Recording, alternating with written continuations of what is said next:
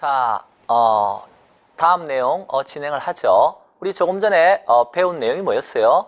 할인연금 수지분석법이라고 하는 거 배웠죠? 예. 그러면 올해 문제에서 그 23번 문제에서 이렇게 물었어요.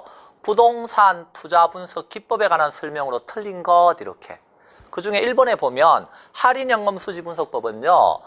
부동산 투자 기간 동안에 현금 흐름을 반영하지 못한다는 단점이 있다 이런 말을 써놨어요.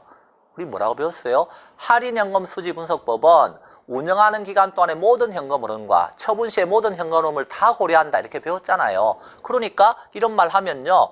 당연히 1번 틀렸네요 이러면서 어때요? 1번 체크 딱 하고 넘어가시면 되는 거예요. 고맙습니다 이렇게 나가야 되는 거죠.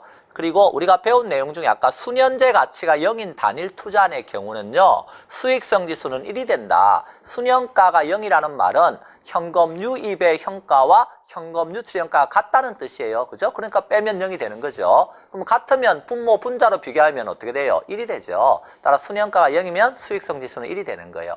그리고 5번에서 투자 금액이 동일하고 수년제 가치가 모두 0보다 큰 두 개의 투자안을 비교 선택할 때요. 부의 극대화 원칙에 따르면 수년가가 어떤 거? 큰 투자안을 채택한다. 그렇죠? 수년가법은 뭐를 극대화한다? 부를 극대화한다. 예. 이런 내용이네요. 그래서 이런 내용 나오면 맞춰줘야 한다 이겁니다. 우리가 복잡한 계산 문제 이런 건 시험에서 어때요?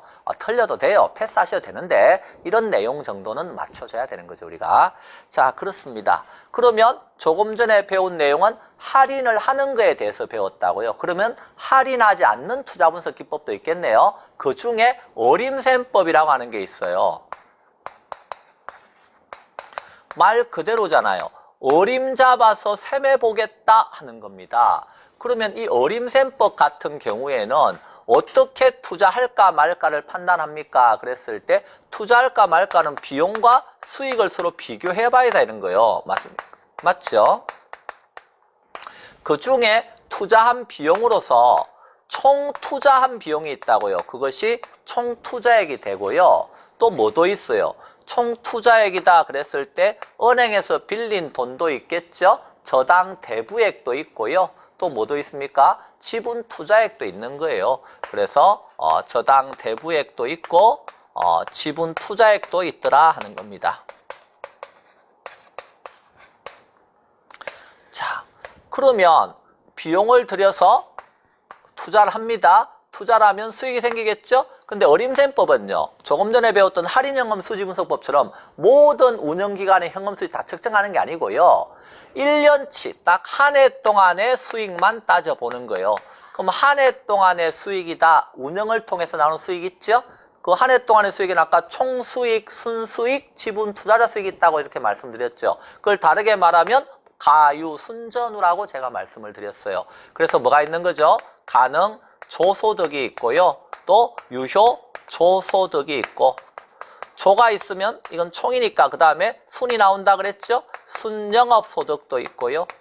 그 다음에 지분 투자자 수익으로 세전 현금수지와 현금수지는 캐시플로우니까 이렇게 쓰겠습니다. 세후 현금수지는요. 세후 현금수지가 있다. 그래서 가유, 순전후 이러면서 아까 우리가 막 놀았던 거죠.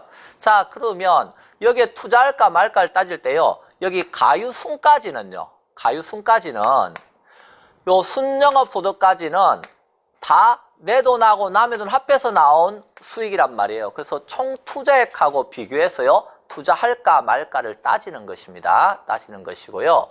그 다음 여기 세전연금수지하고 세후연금수지는요. 이건 누구 수익이라 그랬어요? 제가 지분 투자자 수익이라 그랬잖아요. 그러니까 당연히 뭐하고 비교해 봐야 되는 거예요? 지분 투자액하고 비교해서 투자할까 말까 따지자 하는 겁니다. 자, 그때 비교를 할 때 우리는 분모, 분자로 이렇게 나타내서 비교를 할 수 있는데요. 그래서 거기에 보면 72쪽 맨 밑에 뭐가 나오느냐 하면 승수법과 수익률법이다 하는 게 나와요. 승수법과 수익률법이다. 자, 그 중에서 승수라고 하는 것은 자, 그게 보니까 여기 조소득이 있잖아요. 조소득. 그래서 이 승수법이라고 하는 게 나오는데 여기에서는 조소득 승수다 이런 말이 나옵니다. 자, 학계론에서 무슨 율, 무슨 비율, 무슨 개수 이런 말 나오면요. 분모 분자로 나타낼 때 얘가 다 분자 위로 올라가 있는 거예요. 위로. 여기도 앞에 있는 게 다 위로 가는 거예요. 이렇게. 올라가 있는데 이 수익률하고 승수법하고 반대되는 개념이 수익률법이거든요. 그러니까 얘는 수익률의 역수기 때문에 승수네는 합계론에서 유일하게 앞에 있는 것이 승수네 집은 무슨 승수 그러면요. 위로 가는 게 아니고 아래로 가는 거예요. 역수기 때문에. 그래서 조소득 승수다 그러면 조소득분의 뭐가 되는 거예요? 조소득분의 비교 대상은 총투쟁이라 그랬죠? 총투쟁이 되는 겁니다.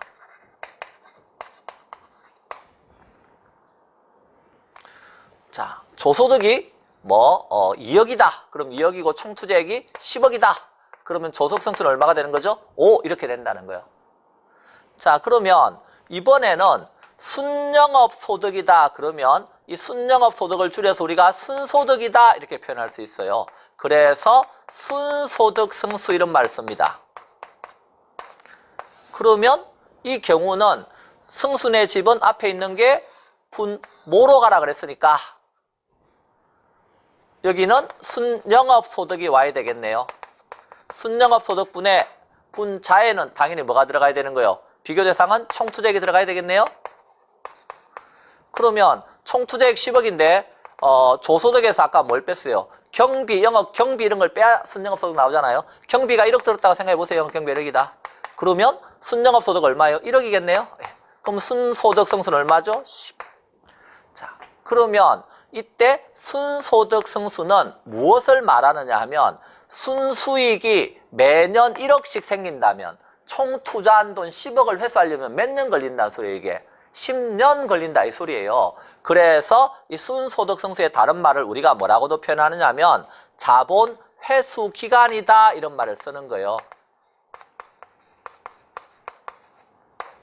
투자한 자본을 회수할 때 몇 년 걸리는가 하는 걸 알려주는 거죠. 그러면 자본 회수 기간은 긴 게 좋은 거예요? 짧은 게 좋은 거예요?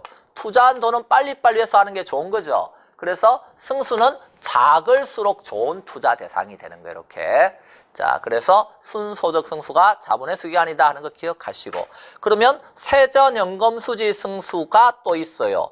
그러면 세전현금수지 승수다 그러면 이때 분모에는 뭐가 들어와야 되는 거예요? 그러면 세전, 현금, 수지, 승수는 앞에 있는 게 분모로 온다 그랬으니까 세전, 현금, 수지분해. 이번에는 뭐가 바뀌어요? 지분 투자액이 되겠죠? 예, 지분 투자액이 됩니다. 자, 지분 투자액.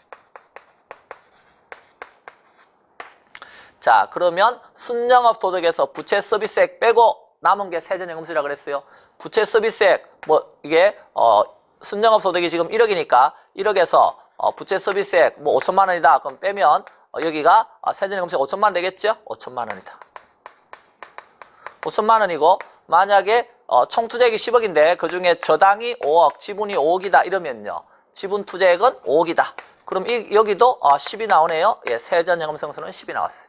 자, 그 다음에 세후 현금 수지 성수는요.